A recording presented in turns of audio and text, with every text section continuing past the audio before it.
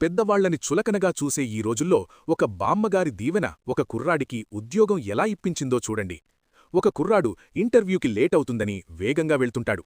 బస్టాప్లో ఒక బామ్మగారు బరువులు మోయలేక ఇబ్బంది పడుతుంటే అందరూ చూసి చూడనట్లు వెళ్తుంటారు.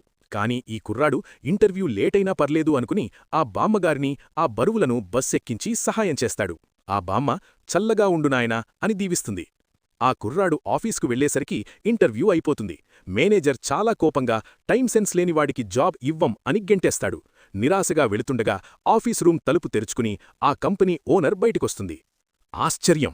ఆ కంపెనీ ఓనర్ మరెవరో కాదు, ఇందాక బస్టాప్లో ఆ కుర్రాడు సాయం చేసిన ఆ బామ్మగారే. మేనేజర్ని పిలిచి, సమయానికి రావడం ముఖ్యం కాదు, సాటి మనిషికి సాయం చేయడం ముఖ్యం. ఇతనిలో ఆ గుణం ఉంది, ఉద్యోగం ఇస్తున్నాను అని చెప్తుంది.